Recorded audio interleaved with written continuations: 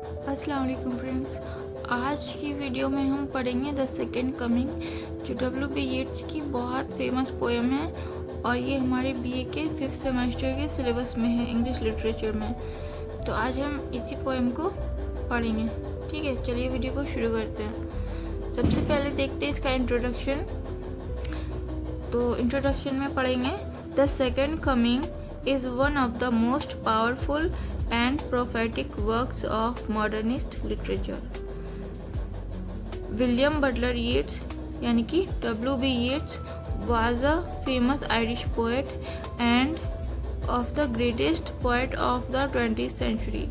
मतलब सबसे पहले तो W.B. Yeats का फुल नेम है विलियम बटलर यीट्स। ठीक है, और विलियम बटलर यीट्स जो है वो एक आयरिश पोएट थे। मतलब ये आयरलैंड के रहने वाले थे, इसलिए इनको आयरिश पोएट कहते हैं। ये एक बहुत ही ग्रेट पोएट थे। किस सेंचुरी के? 20th सेंचुरी के। ठीक है, या 20th एज बोल सकते हैं। He often wrote about spirituality, politics, mythology, and the future of mankind. His poem The Second Coming was written in 1919, just after World War First. मतलब जो उनकी पोएम है द सेकेंड कमिंग, वो कब लिखी गई थी? तो ये लिखी गई थी 1919 में, जस्ट आफ्टर यानी कि तुरंत बाद जो वर्ल्ड वॉर फर्स्ट था उसके तुरंत बाद लिखी गई थी। ठीक है। When the world was full of chaos, fear and violence. जब जो वर्ड है, दुनिया है, उसमें बहुत ज़्यादा खून खराबा और बुराई फैली हुई थी, उस समय पे लिखी गई थी ये poem. Yeats believe that history moves in cycle. One era ends and a new one begins. The poem expresses his belief that a new dark age is coming to replace the old order of peace and faith. अब इसकी theme और central idea देखते हैं। तो इसका central idea है the central idea of the second coming is the end of the old world and the arrival of a new disturbing era. Yeats used the ideas of the second coming, which in Christianity means the reappearance of Christ. But here, instead of Christ, a beast or monster is born. The poet shows that humanity is losing control and evil, violence and confusion are taking over the world. अब इसकी main theme की बात करें तो main theme में पढ़ेंगे destruction and confusion in society, fall of faith and morality, birth of a new age filled with chaos, cycle of time and history. Yeats felt that the world had reached its breaking point and now something terrifying will come to rule the world. ठीक है, अब इसकी जो poem है उसका explanation पढ़ेंगे।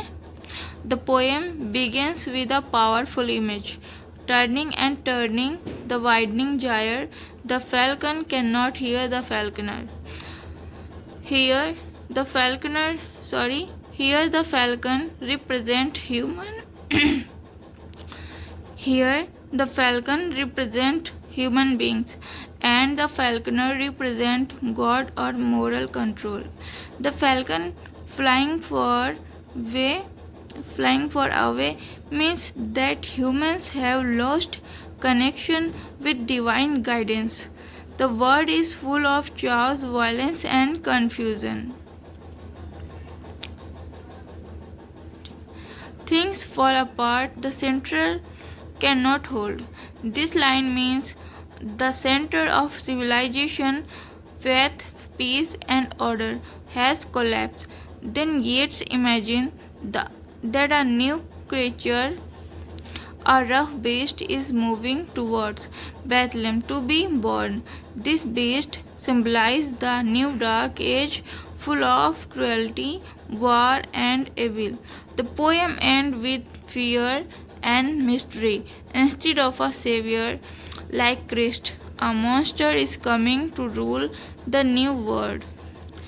Poetic device and style, इसमें पढ़ेंगे symbolism, falcon and falconer, loss of control and spiritual disconnection, beast, new age of violence and destruction. Bethlehem किस चीज़ का मतलब सिंबलाइज करता है, तो place of Christ birth. Now symbol of a new evil birth. Imagery, Yeats use strong visual picture, turning gyre, desert, sphinx, blood-dimmed tide to show a world full of fear and confusion. Tone, dark, prophetic यानी कि future telling, fearful and mysterious. Language की अगर बात करें तो even though the words are symbolic, they create a powerful emotional effect. We can feel the tension of the world falling apart. Structure, the poem is written in free verse, no rhyme scheme. Too much the chaotic theme of the poem. To match the chaotic theme of the poem. अब इसके conclusion में पढ़ेंगे. In conclusion, the Second Coming is one of the Yeats' most powerful and prophetic poem. It tells us that the modern world has lost peace, balance, and moral control. Instead of a divine rebirth, Yeats sees the birth of a monster, a symbol of darkness, war, and destruction.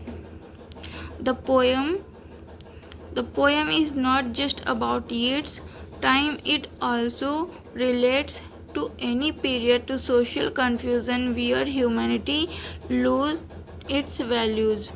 Final message. So when the world becomes full of chaos and people forget godness, a new era begins. But it might not always be good. The poem warns us that evil grows when faith and balance are lost, and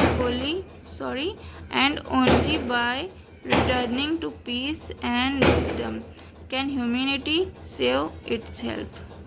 so friends, ये poem हमारी complete हो चुकी है और आज दिवाली की वजह से वीडियो में पटाखों की आवाज़ें भी बहुत आई हैं, तो आप उन आवाज़ों को नज़रअंदाज करके अपनी पढ़ाई पे ध्यान दें. मिलते हैं नेक्स्ट वीडियो में. अगर आपको वीडियो ज़रा भी हेल्पफुल लगी तो वीडियो को लाइक और चैनल को सब्सक्राइब लाजमी करें.